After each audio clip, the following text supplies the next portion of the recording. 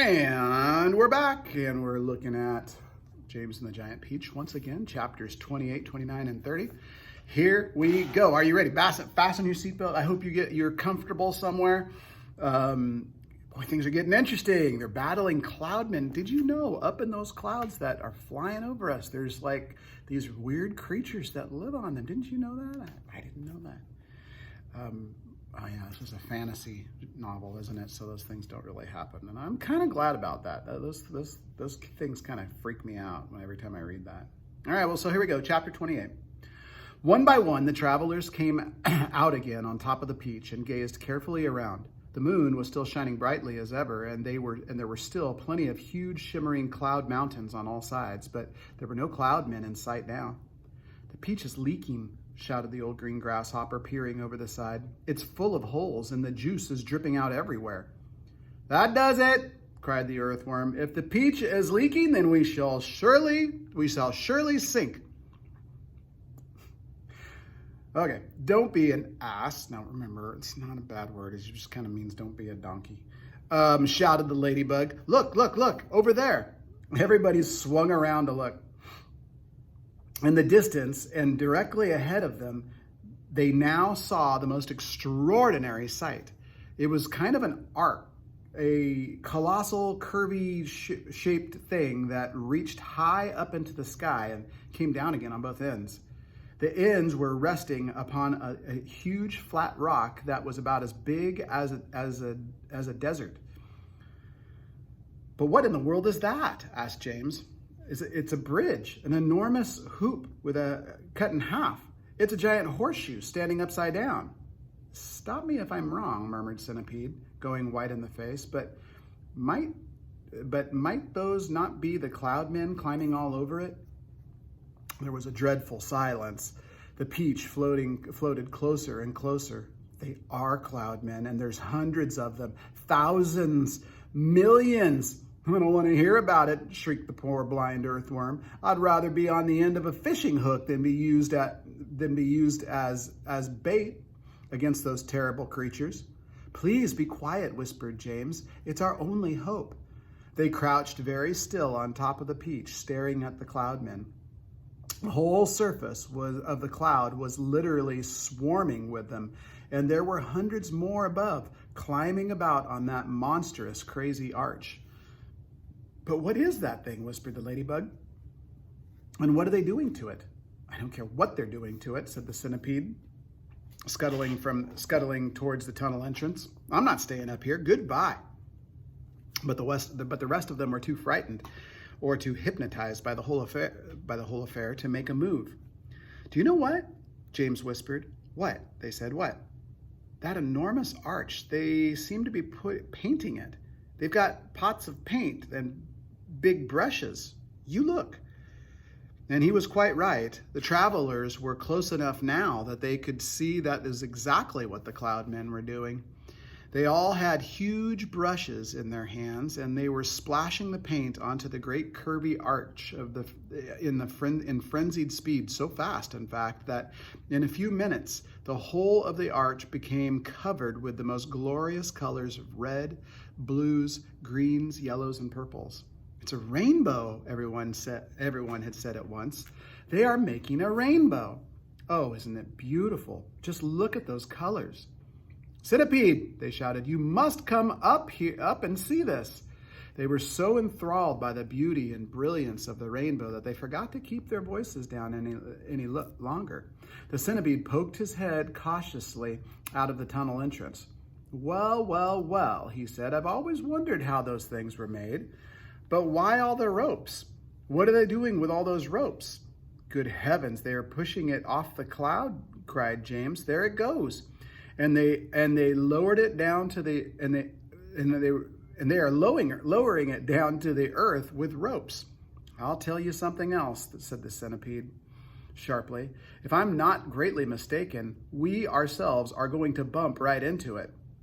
"Bless my soul, he's right," the old green grasshopper exclaimed. The rainbow was now dangling in the air below the cloud. The Peach was also below the level of the cloud, and it was heading directly towards the rainbow, traveling rather fast. We are lost, Miss Spider cried, wringing her feet again. The end has come. I can't stand it, wailed the earthworm. Tell me what's happening.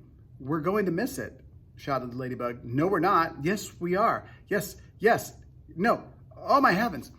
Hold on, everybody, James called out, and suddenly there was a tremendous thud as the peach went crashing into the top part of the rainbow. And this was followed by an awful splintering noise as the enormous rainbow snapped right across the middle and became two separate pieces. I think there's a picture of it here. Oh yeah, check this out.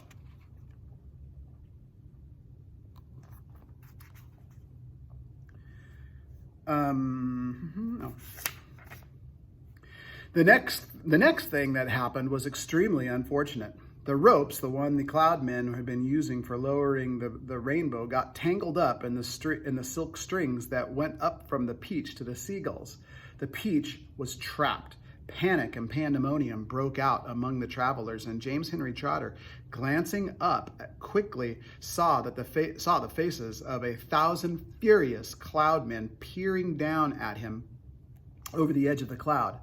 The faces had almost no shape at all because of the long white hairs that covered them. There were no noses, no mouths, no ears, no chin. Only the eyes were visible in each face. Two small black eyes glinting malevolent, I always pronounce this word wrong, evilly, let's just say that, through their hairs. Then came the most frightening thing of all. One Cloudman, a huge hairy creature who must have been 14 feet tall at least, suddenly stood up and made a tremendous leap off of the side of the cloud, trying to get to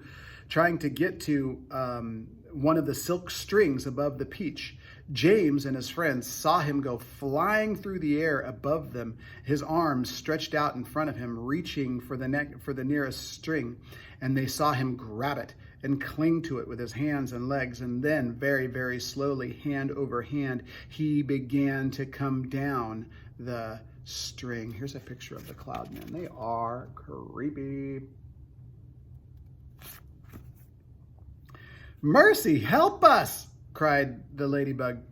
He's coming down to eat us, wailed the old green grasshopper. Jump overboard. Then eat the earthworm first, shouted the centipede. It's no good eating me. I'm full of bones like a kipper. Centipede, yelled James. Quickly, bite through that string, the one that he's coming down on. The centipede rushed over to the stem of the peach and took the silk string in his teeth and bit through it with one snap of his jaws. Immediately, far above them, a single seagull was seen to come away from the rest of the flock and go flying off with a long string trailing from its neck, and clinging desperately to the end of the string, shouted and cursing with fury, was the huge hairy Cloudman.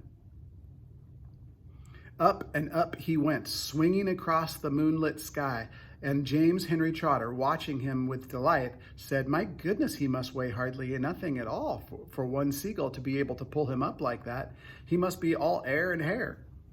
The rest of the Cloudmen were so flabbergasted to see that one of their company carried away in this manner that they let go of the ropes they were holding, and then, of course, down went the rainbow, both halves of it together, tumbling towards the earth below. This freed the peach, which at once began sailing away from the terrible cloud. But the travelers were not in the clear yet.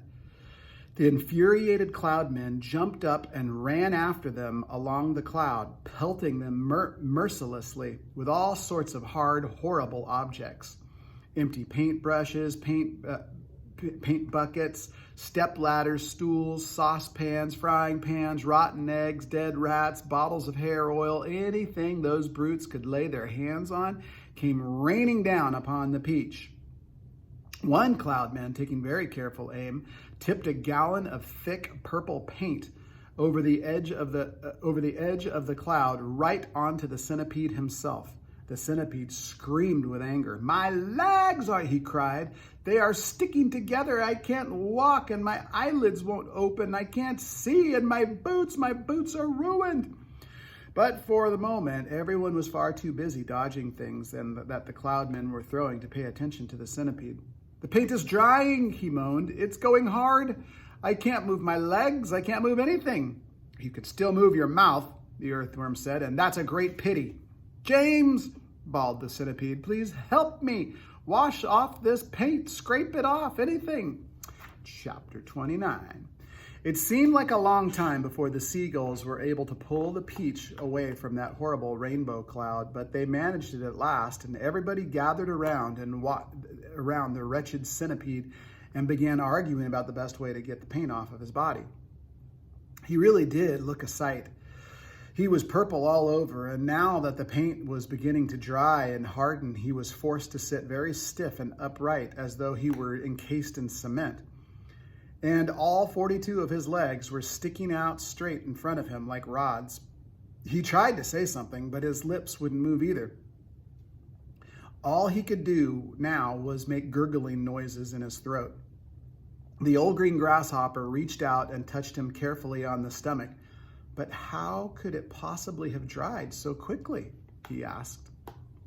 "It's rainbow paint," James answered. "Rainbow paint dries very quickly and very hard." I detest paint. I detest paint, Miss Spider announced. "It frightens me.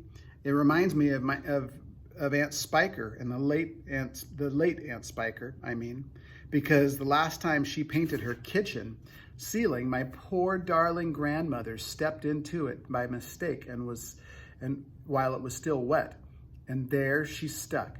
And all through the night, we could hear her calling to us, saying, 'Help, help, help.' And it was so heartbreaking to listen to her, but what could we do? Nothing, not a thing until the next day when the paint had dried. Then, of course, we'd all rush over to her and calmed her down and gave her some food, but believe it or not, she lived 6 months like that, upside down on the ceiling with her legs stuck permanently with the paint. She really did.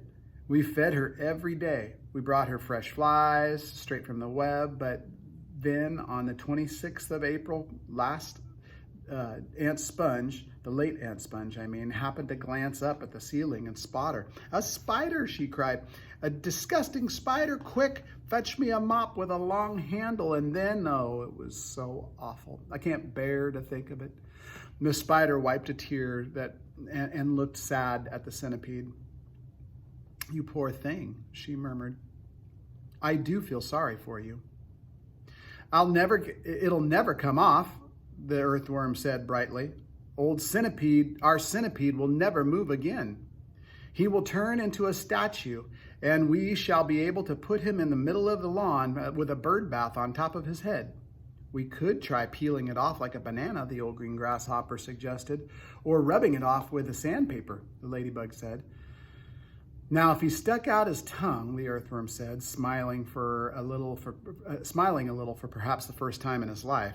"If he stuck out his tongue really far, then we could catch hold and start pulling. And if we pulled hard enough, we could turn him inside out and he would have new skin." There was a pause while the others considered this interesting proposal.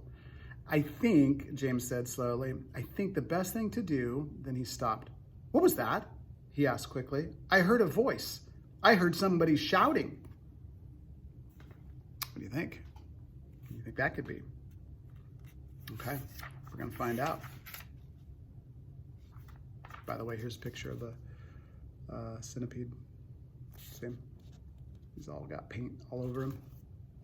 Okay, chapter 30, last chapter. Here we go. They all raised their heads and listened. Shh, there it is again. But the voice was too far away for them to hear what it was saying. "It's a cloud man," Miss Spider cried. "I know it's a cloud man. They're after us again." "It came from above," the earthworm said, and automatically everybody looked up. Everybody except Centipede, who couldn't move. "Ouch!" they said. "Help! Mercy! We're going to crash. We're going to catch it this time." For they knew now, what they saw, swirling and twisting directly above their heads, was an immense black cloud, a terrible, dangerous, thundery-looking thing that began to rumble and roar even as they were staring at it. And then, from high up on top of the cloud, a faraway voice came down on them again. this time very loud and very clear. "On with the faucets," it shouted. "On with the faucets! On with the faucets!" 3 seconds later, the hole underneath of the cloud seemed to split and burst open like a paper bag. And then out came the water. They saw it coming. It was quite easy to see because it wasn't just raindrops. It wasn't drops at all. It was great solid mass of water that might have been a whole lake or a whole ocean dropping out of the sky on top of them. And down it came, down, down, down, crashing first onto the seagulls and then onto the peach itself, while the poor travelers shrieked with fear and groped around frantically for something to hold on to, for something to catch hold of. The peach stem, the silk strings, anything they could find, and all the time the water kept pouring and roaring down on them, bouncing and smashing and sloshing and slashing and swashing and swirling and surging and whirling and gurgling and gushing and rushing, and it was like being poured down underneath the biggest waterfall in the world and not being able to get out. Picture of that scene. They couldn't speak, they couldn't see, they couldn't breathe, and James Henry Trotter, holding on madly to one of the silk strings above the peach stem, told himself that this must surely be the end of everything at last.